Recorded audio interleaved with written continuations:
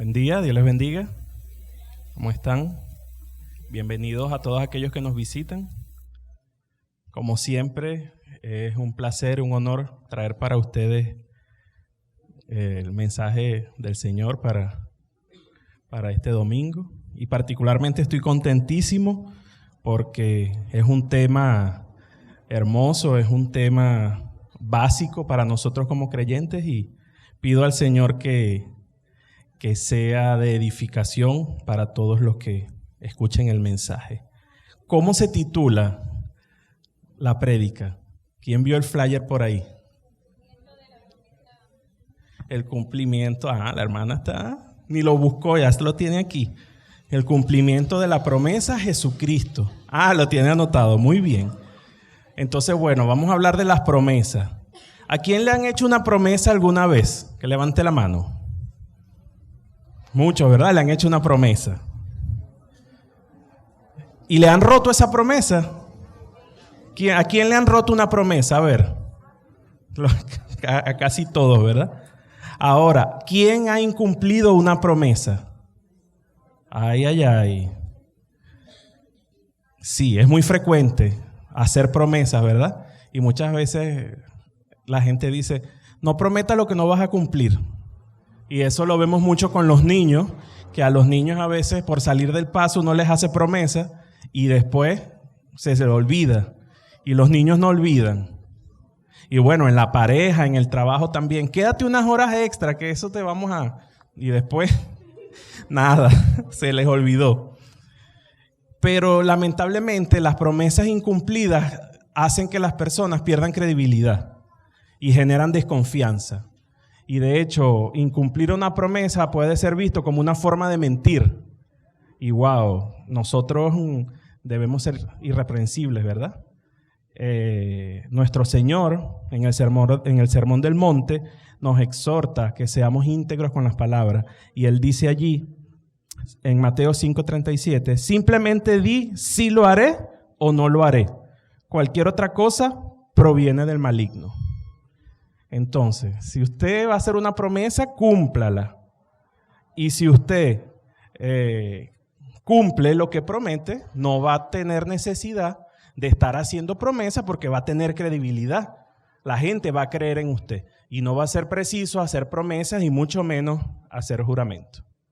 En sentido con esta palabra, hace poco, atendiendo una paciente, ella se identificó como creyente, y me dice, tengo varias hermanas que están enfermas y yo no entiendo cómo es posible eso con tantas promesas que nos hace el Señor.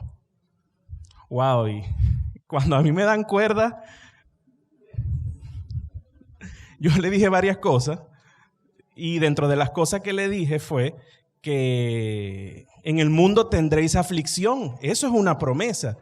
Y creo que de mucho fue las acciones de gracias hoy, ¿no? Que en el mundo tendréis aflicción, pero confiad, yo he vencido al mundo. Entonces esa promesa envuelve muchísimas cosas que van más allá de lo que uno pueda pensar. Entonces allí nosotros tuvimos una conversación muy agradable, pero eso me hizo pensar en que muchas veces nosotros podemos creer y podemos decir promesas del Señor que realmente Él nunca hizo. Imagínese usted eso, que usted crea que Dios prometió algo que Dios en realidad nunca prometió. Y entonces el problema con estas cosas es que muchas veces la gente se molesta con Dios porque Dios no responde a esas promesas. Señor, pero es que Dios a usted no le prometió eso. ¿Cómo usted va a esperar que Dios le responda si Dios no prometió eso? Entonces, conocer la palabra del Señor es lo que nos va a hacer a nosotros entender realmente cuáles son las promesas de Dios para nuestra vida. Y al ver eso, nosotros vamos a entender que las promesas no son para satisfacer nuestras necesidades personales. Wow, Dios tiene el poder para sanar. En esta hermana, Dios tiene el poder para sanar a esas personas que ella me decía. Pero como médico yo ahondé y pude ver que lo que las personas o esas hermanas estaban pasando era producto de su propia irresponsabilidad. Entonces, ¿cómo tú equiparas esa promesa de Dios de sanidad con el comportamiento de las personas? Entonces allí vamos a ver que las promesas no son para suplir una necesidad nuestra, No es una lamparita mágica que tú frotas ahí y sale el genio para cumplir la promesa, sino las promesas son para que se cumpla el propósito de Dios en nuestras vidas. Entonces debemos irnos con esa premisa, que las promesas son para Dios cumplir el propósito que Él tiene para nosotros. Entonces, cuando revisamos acá en la Biblia, durante todo el Antiguo Testamento, Dios se comunicaba o interactuaba con el pueblo a través de pactos, leyes y profecías. Cuando revisamos esos pactos, esas leyes y esas profecías, están cargadas de promesas. De hecho, se dice que en la Biblia existen alrededor de 3.565 promesas. Imagínense ustedes. Y estas promesas pueden ser condicionales e incondicionales. Las promesas condicionales, de forma general, son aquellas que dependen de la obediencia del pueblo. Y vemos que dicen, yo haré esto si ustedes hacen esto, ¿verdad? Que uno lo lee en la palabra. Pero también existen promesas que son incondicionales, que solo dependen de la fidelidad del Señor. Entonces, cuando seguimos revisando, y de eso es lo que vamos a hablar el día de hoy, esas promesas del Señor, todas de forma directa o indirecta, apuntan a Jesucristo. Y quisiera que buscaran 2 Corintios 1:20, y si alguien lo puede leer.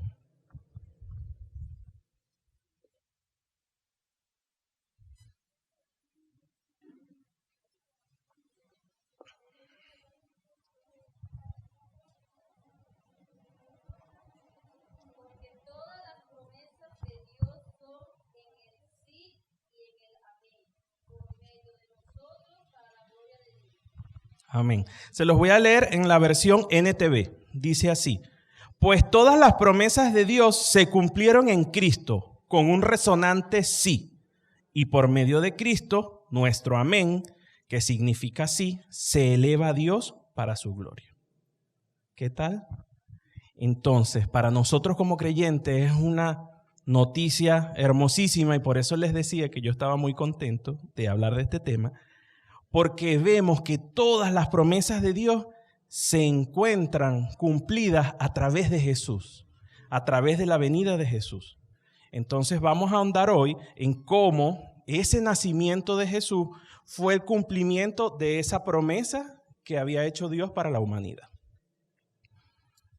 Entonces tenemos el primer principio que dice así: el nacimiento de Jesús fue el cumplimiento de la promesa hecha por Dios de un Salvador para la humanidad. Cuando yo estaba revisando los pasajes, yo decía, ¿pero por qué era necesario un Salvador? ¿Por qué? ¿Por qué siempre está esa constante de hablar de salvación, de redención, de Mesías? Y pues desde el inicio del relato bíblico vemos que a causa del pecado, la relación entre Dios y el hombre estuvo separada.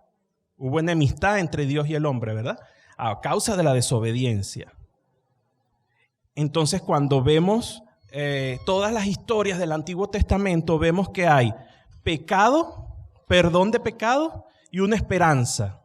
Entonces, eso refuerza también que así como Dios perdonaba a cada uno de los personajes de esos relatos bíblicos, en donde había pecado, había perdón de pecados y había una esperanza futura, eso refuerza la necesidad de un Salvador.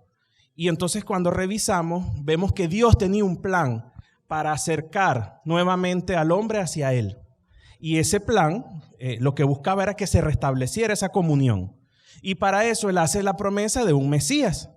Y ese Mesías era un Salvador y era un Redentor para su pueblo. Entonces, esta promesa es una constante que nosotros vemos en todo el relato del Antiguo Testamento. Si nosotros lo vemos individualmente, pudiéramos ver un poco de historias interesantes que están ahí. Pero es más que eso. Hay un hilo que une y que conduce todas esas historias hacia un final común, que es Jesucristo. Y cuando revisamos esa venida del Mesías, además de todas esas historias, vemos la presencia de profecías que anunciaban que ese Mesías debía de venir y cómo iba a ser ese Mesías. Entonces, es importante que nosotros entendamos que el nacimiento de Jesús cumplió todas esas profecías acerca de la venida de un Mesías. Hay un matemático llamado Peter Stoner, un estadounidense que era matemático y era cristiano, y él tomó de todas esas profecías del Antiguo Testamento acerca de Jesús, tomó 48 de esas profecías, hizo un análisis probabilístico y dijo cuáles eran las posibilidades de que una sola persona cumpliera con todas esas profecías. Y él dijo que la probabilidad era de 1 en 10 seguida de 157 ceros. Imagínense usted, un número que nosotros ni siquiera sabemos pronunciar. O sea, era totalmente improbable de que una persona cumpliera eso.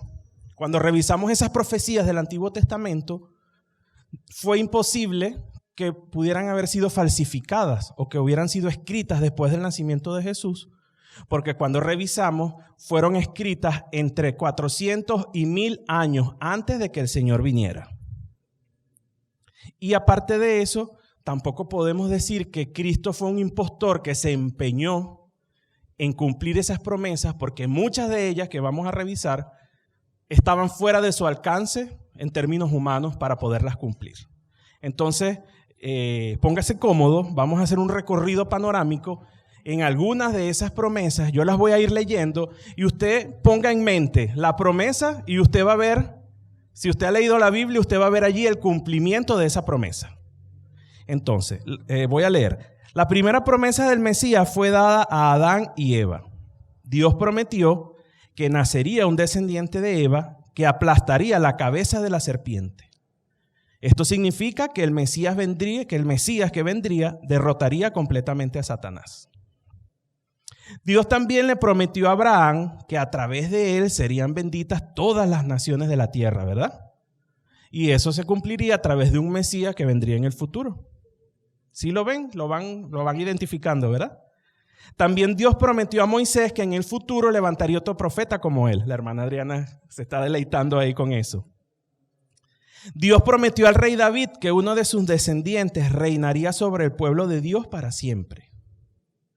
Por medio del profeta Jeremías, Dios prometió que establecería un nuevo pacto en donde escribiría su ley en los corazones de la gente, que conocerían a Dios personalmente, que ellos serían su pueblo y perdonarían sus pecados. Y el Mesías sería el comienzo de ese nuevo pacto. El profeta Malaquías predijo que un gran profeta vendría antes de la llegada del Mesías. Y ahí estuvo, ¿verdad? El profeta Isaías profetizó que el Mesías nacería de una virgen. El profeta Miqueas dijo que nacería en la ciudad de Belén. Nuevamente, el profeta Isaías dijo que el Mesías viviría en Galilea. También predijo que el Mesías sanaría las enfermedades de la gente y a los que no podían oír, ver, hablar o andar. El profeta Isaías también profetizó que el Mesías sería odiado sin razón y rechazado. Otros profetas, como Zacarías, predijeron que la gente mataría al Mesías y sortearían sus vestidos y que un amigo le traicionaría. También se predijo que al amigo le pagarían 30 monedas de plata como pago por traicionarlo.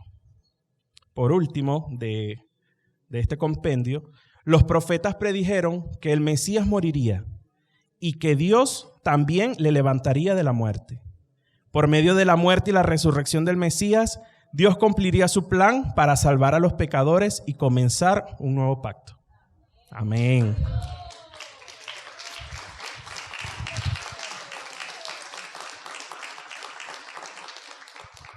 Entonces, usted seguramente fue escuchando y fue viendo ahí que en el Antiguo Testamento todo está. Si tiene alguna duda, aquí están los pasajes que sustentan todo eso. Lo que pasa es que si los leemos en este momento, bueno, media Biblia. Como vemos, todas esas profecías fueron cumplidas a través del nacimiento, muerte y resurrección del Señor. Y la que utilizamos hoy, que aparece allí en el flyer, está en Isaías 7:14, dice: por tanto, el Señor mismo os dará señal. He aquí que la Virgen concebirá y dará a luz un hijo y llamará su nombre Emmanuel. Esta profecía la vemos cumplida en Mateo 1, 18 al 23, que dice así: el nacimiento de Jesucristo fue así.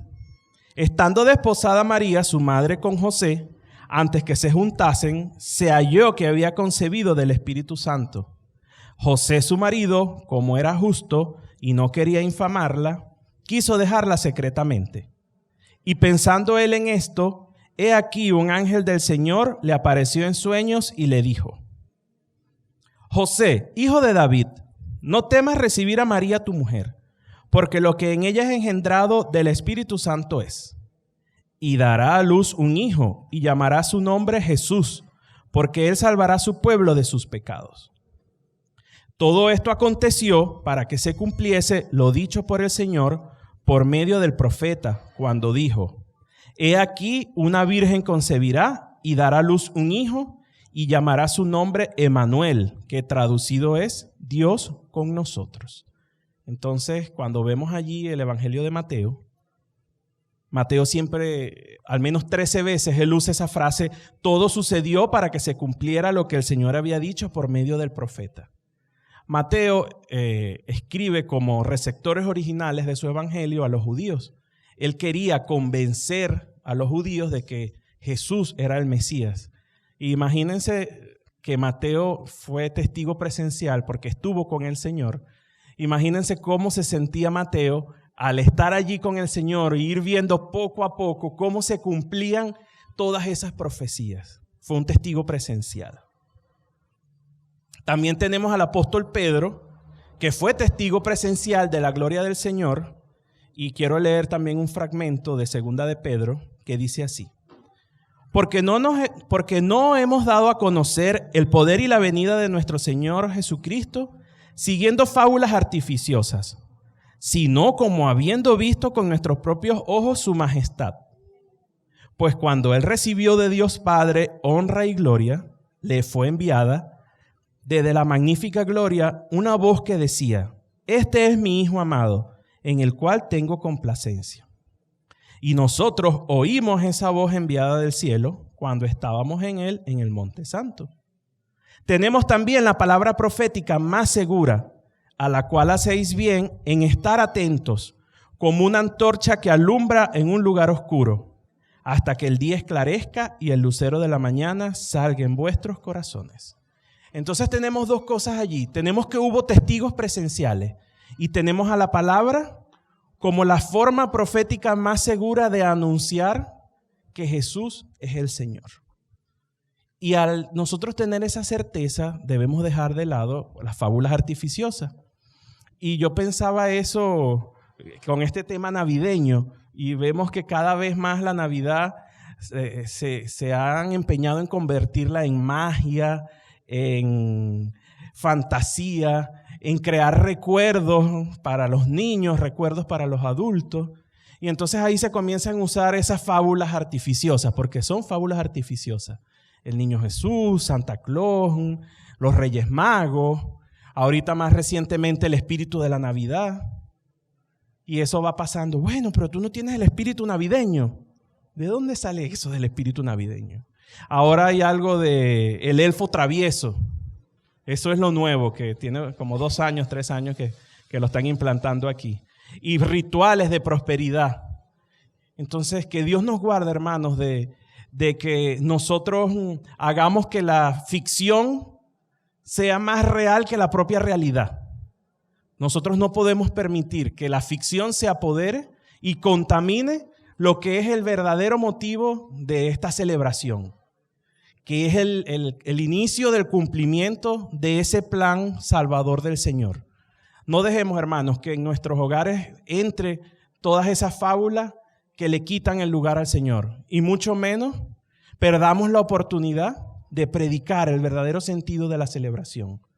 Muchas veces comenzamos a ver que ya ni siquiera dicen feliz Navidad, sino felices fiestas, porque quieren quitar a Cristo, como dice la canción de los niños, no cambies a Cristo en esta Navidad. Entonces tengamos en mente en esta fecha, sobre todo para los que no le conocen, el anunciar no solamente el nacimiento, sino también la muerte y la resurrección, que es lo que le da el cimiento de nuestra fe y es lo que nos permite creer en esas promesas del Señor. Amén. Muy bien. También es importante, déjenme tomar un poquito de agua.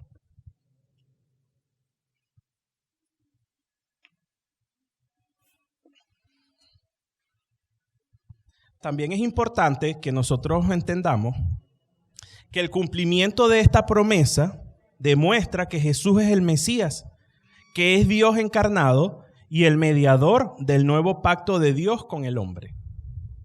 En el pasado, sobre todo en los tiempos bíblicos, el nombre que se le daba a las personas era importante. Eso no es como ahorita que le ponen unos nombres compuestos que no sabe ni cómo escribirlos. Ahí el nombre tenía un significado. Y el nombre representaba la identidad y el carácter de las personas y lo que la persona haría en el futuro.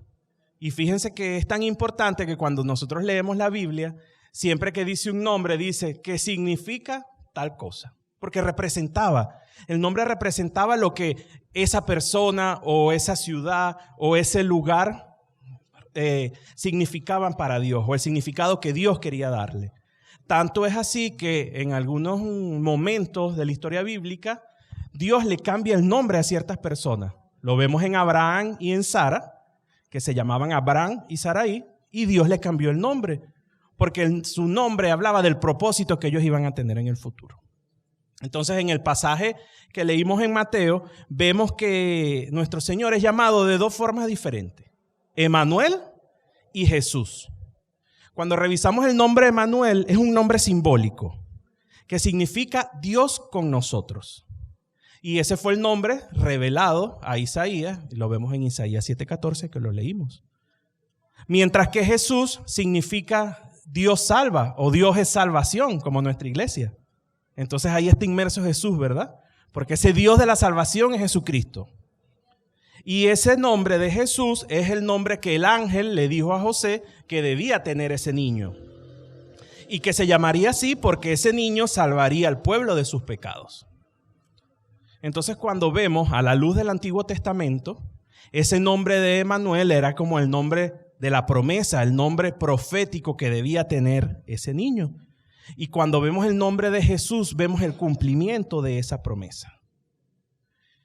Cuando revisamos, no solamente es el nombre lo que hizo que se cumpliera la promesa, sino que son todos los hechos de la vida de Jesús que demuestran que Él es el Mesías, que Él es el Dios encarnado. Cuando revisamos el nacimiento de Jesús, ya nombramos todas las profecías que se cumplirían con el nacimiento de Jesús. Pero además de esto, tanto Mateo como Lucas nos dicen que Él nacería de una virgen. Y esto es importantísimo. ¿Por qué? Porque la concepción virginal de Jesús es lo que hace que Él sea totalmente Dios y totalmente hombre. Él es totalmente hombre porque era la única forma de que Él pudiera vivir el pecado o estar expuesto al pecado sin pecar y poder sacrificarse su cuerpo, ¿verdad? Pero por otro lado, solamente siendo Dios, Él podía dar ese perdón de pecados. Entonces, es muy importante para nosotros entender que Jesús es totalmente Dios y totalmente hombre.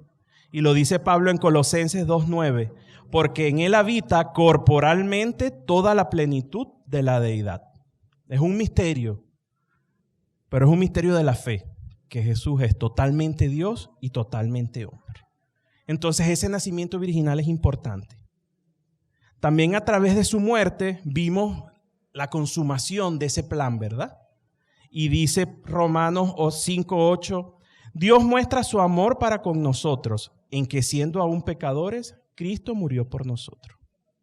Pero finalmente es la resurrección el punto cumbre de todo este plan de salvación, porque es lo que demuestra que Jesús venció la muerte, que Él triunfó y que todas las personas que confíen en su nombre son los que tendrán esa salvación y esa vida eterna, una nueva vida terrenal y una vida eterna cuando Él venga. Amén. Entonces, basados en esto, debemos entender que la resurrección es la base de nuestra fe. Sin resurrección no hay vida eterna. Y dice 1 Corintios 15, 14, si Cristo no resucitó, vana es entonces nuestra predicación, vana es también vuestra fe. ¿Qué tal? También hay otro nombre que se le da al Señor, que es Cristo, ¿verdad? Y leía, eso me pareció, que decía, aunque no lo crean, Cristo no es el apellido de Jesús, porque como siempre colocan Jesucristo, yo decía, Dios mío, el que cree eso nunca he escuchado nada de la vida. Pero es posible. Entonces, ¿qué quiere decir Cristo? Cristo es el equivalente en griego a la palabra hebrea Mesías y significa ungido. Cristo y Mesías significan ungido, ungido o elegido. Y cuando revisamos en el Antiguo Testamento, las personas ungidas eran las personas que iban a ejercer autoridad, que eran apartados por Dios y que eran untados con aceite como una forma simbólica de decir eso. Esta persona está apartada para el Señor. Y esto era reservado para profeta, sacerdote y rey. Y cuando revisamos las diferentes profecías del Señor, lo nombran como profeta, sacerdote y rey. Ahora, ¿por qué el Señor es profeta? Él fue profetizado, como hemos visto hoy. Y muchísima gente durante el ministerio del Señor lo nombraban como profeta. Vemos en la entrada triunfal a Jerusalén, que está en Mateos 21, 10 y 11, que dice, cuando Él entró en Jerusalén, toda la ciudad se conmovió diciendo, ¿quién es este? Y la gente decía, este es Jesús el profeta de Nazaret de Galilea.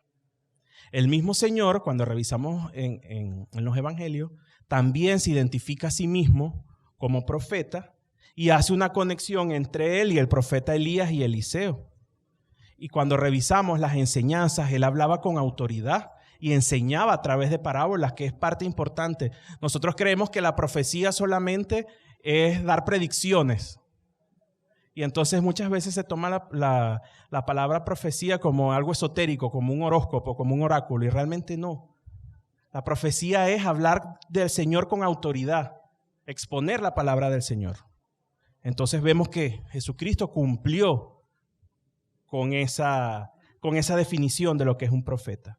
También lamentablemente vemos que como muchos de los profetas del Antiguo Testamento, él fue rechazado por los judíos y no creyeron en las cosas que él decía. Él mismo dijo que nadie es profeta en su propia tierra, ¿verdad? Y es que no hay revelación más veraz que el mismo Jesucristo. Y en Hebreos 1, 1 y 2 dice, Dios, que muchas veces y de varias maneras habló a nuestros antepasados en otras épocas por medio de los profetas, en estos días finales nos ha hablado por medio de su Hijo. A este lo designó heredero de todo y por medio de él hizo el universo.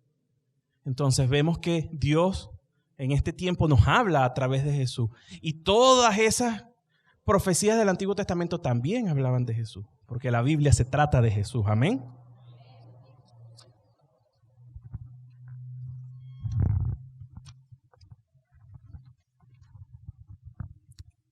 Y lo más importante es que nosotros aguardamos una profecía de Jesús. A ver, ¿cuál fue esa profecía por la cual aguardamos? Que Él volverá, ¿verdad? Dice, y si me fuere y os prepararé el lugar, vendré otra vez y os tomaré a mí mismo, para que donde yo estoy, vosotros también estéis. Amén. También Jesús es sacerdote. Y cuando revisamos el Antiguo Testamento, los sacerdotes eran los mediadores entre Dios y el hombre. El hombre no podía entrar en la presencia de Dios. Necesitaba del sumo sacerdote. Y ese sumo sacerdote hacía sacrificios de expiación, ¿verdad? Para el perdón de los pecados. ¿Les suena? Sí les suena, ¿verdad? Entonces Jesús, al sacrificarse en la cruz por nuestros pecados, se convirtió en ese sumo sacerdote, en ese sacrificio final y para siempre, para el perdón de nuestros pecados. Y fíjense que dice 1 Timoteo 2:5, porque hay un solo Dios y un solo mediador entre Dios y los hombres, Jesucristo hombre. Entonces Jesús es el perfecto sumo sacerdote que nosotros necesitábamos para la eternidad. Y esto fue posible porque Él se encarnó, porque fue hombre y se pudo sacrificar. Y Él en la condición humana estuvo expuesto a esas mismas luchas que nosotros hemos estado expuestos. Pero a pesar de esto, nunca pecó. Dice Hebreos 4, 15 y 16, porque no tenemos un sumo sacerdote incapaz de compadecerse de nuestras debilidades, sino uno que ha sido tentado en todo de la misma manera de nosotros, aunque sin pecado. Así que acerquémonos confiadamente al trono de la gracia para recibir misericordia y hallar la gracia que nos ayude en el momento que más la necesitamos. Amén. Por último, Jesucristo también, ¿quién no dice que Jesucristo es Rey de Reyes y Señor de Señores? Y eso fue anunciado. El ángel Gabriel les dijo que Él ocuparía el trono de su padre David y que su reinado no tendrá fin, ¿verdad? Como la canción. Cuando yo estoy, siempre se me vienen las canciones. Y lamentablemente los judíos esperaban un rey, pero era un rey político, que los liberara de ese yugo que en ese caso tenían de los romanos. Y lamentablemente ellos siguen a la espera de ese Mesías. Pero nosotros sabemos que Jesús vino como rey para libertarnos de esa esclavitud de la ley y de esa esclavitud espiritual.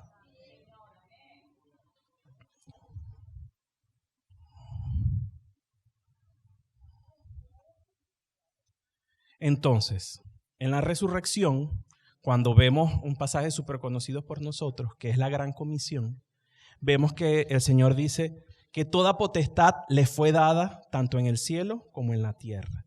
Entonces Él es un rey que tiene una gran autoridad, ¿verdad? Y nos deja esa gran comisión. Y Él dice que estará con nosotros en esa promesa hasta el fin. Y fíjense que dice Filipenses 2, del 9 al 11. Por lo cual Dios también le exaltó hasta lo sumo y le dio un nombre que es sobre todo nombre, para que en el nombre de Jesús se doble toda rodilla de los que están en los cielos y en la tierra y debajo de la tierra, y toda lengua confiese que Jesucristo es el Señor, para la gloria de Dios Padre. Amén. Aguardamos ese momento, Señor. Hermanos, esto es importante y no es negociable. Cuando nosotros vemos en el principio que les dije, Jesús es el Mesías, es Dios encarnado y es el mediador del nuevo pacto de Dios con el hombre. Hay muchas creencias que niegan de forma directa o indirecta estas verdades. Por ejemplo, los musulmanes, ellos creen en Jesús como un profeta más. Y yo creo que es porque está escrito allí, porque si lo pudieran borrar, lo borran. Pero como está escrito en su propio libro, deben creer que Él existió. Luego vamos con los testigos de Jehová. Ellos no consideran a Jesús como Dios encarnado, lo consideran un Dios menor y por tanto ellos no adoran a Jesús como Dios mismo. Tampoco creen en la Trinidad. Por supuesto, los judíos negaron a Jesús como su Mesías y más bien muchas veces lo pintan como impostor. Y en el catolicismo, aunque creen en Jesús, ellos dicen que Él no es el único mediador entre Dios y el hombre, sino que existe la intercesión de María, de los santos. Entonces una intercesión, Dios, santos y María, Jesús. Ellos deben interceder con Jesús para que Jesús interceda con el Padre. Entonces, en respuesta a esto, primera de Juan 4, 2 y 3, preste atención, dice: esta es la manera en que sabremos si tienen o no el Espíritu de Dios. Si una persona que afirma ser profeta reconoce que Jesucristo vino en un cuerpo humano, esa persona tiene el Espíritu de Dios. Pero si alguien afirma ser profeta y no reconoce la verdad acerca de Jesús, aquella persona no es de Dios. Tal persona tiene el espíritu del anticristo, del cual ustedes oyeron que viene al mundo y de hecho ya está aquí. Primera de Juan 4, 2 al 3. Entonces, hermanos, esto es un llamado a que nosotros seamos radicales. Nosotros a veces nos sorprendemos del radicalismo que hay en el mundo, porque viene cargado de violencia, ¿verdad? Pero nosotros debemos ser radicales. Nosotros no podemos aceptar medias tintas. Nosotros no podemos aceptar, bueno, es que Jesús fue un buen hombre o Jesús fue el mejor maestro. Jesús no fue solamente eso. Jesús es Dios. Jesús es el Hijo de Dios. Es Dios encarnado. Jesús es todo para nosotros. Entonces nosotros no podemos negociar esas doctrinas fundamentales. Y el mundo tiene una gran distorsión que quieren hacer, que es el ecumenismo. El decir que, bueno, todas las creencias llevan a Dios. Hermano, eso no es verdad. No quiere decir que nosotros vamos a rechazar y nos vamos a aislar de los demás, pero nosotros debemos defender nuestra doctrina y estamos llamados a defender la fe en el Señor. Amén.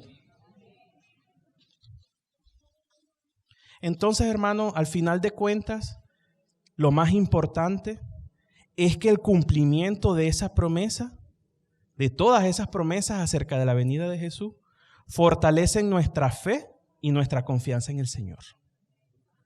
Nuestra fe y nuestra confianza en el Señor está fortalecida al nosotros ver todas esas promesas que se cumplieron con el nacimiento de Jesús. Y dice Hebreos 6:18, así que Dios ha hecho ambas cosas, la promesa y el juramento. Estas dos cosas no pueden cambiar porque es imposible que Dios mienta. Por lo tanto, los que hemos acudido a Él en búsqueda de refugio, podemos estar bien confiados, aferrándonos a la esperanza que está delante de nosotros. Hermanos, Dios no cambia, Dios es fiel, Dios no miente. Dios siempre ha sido el mismo y Dios será el mismo. Y cuando hemos revisado hoy cómo se han cumplido todas esas profecías desde tiempos antiguos y las vemos cumplidas, nacimiento, muerte, resurrección. ¿Qué nos falta? ¿Y qué usted cree? Que si Él cumplió ese nacimiento, esa muerte, esa resurrección, ¿va a cumplir? Amén, claro que va a cumplir. Esa es nuestra esperanza. Póngase de pie.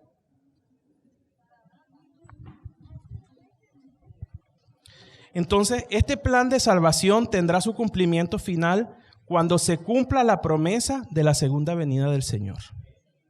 Y dice Apocalipsis 21, 3 y 4. Y oí una gran voz del cielo que decía, he aquí el tabernáculo de Dios con los hombres, y Él morará con ellos, y ellos serán su pueblo, y Dios mismo estará con ellos como su Dios. Enjugará Dios toda lágrima de los ojos de ellos, y ya no habrá muerte, ni habrá más llanto, ni clamor, ni dolor, porque las primeras cosas pasaron. Entonces sí, hermano, todas estas promesas cumplidas nos dan esa esperanza de que esta última profecía se cumplirá y que será para la eternidad y que ahí no habrá más llanto, no habrá más lágrimas, no habrá más dolor, porque habremos vencido así como el Señor venció el mundo. Amén. Entonces el reto para nosotros el día de hoy es a mantenernos fieles a esa promesa, a guardar pacientemente, cumpliendo la palabra del Señor, predicando la palabra del Señor y teniendo la esperanza de que seremos testigos de ese gran momento en donde estaremos con Él por las edades eternas. Amén. Y por eso nuestro ferviente anhelo por la llegada de ese día nos obliga a decir, ven Señor Jesús. Amén.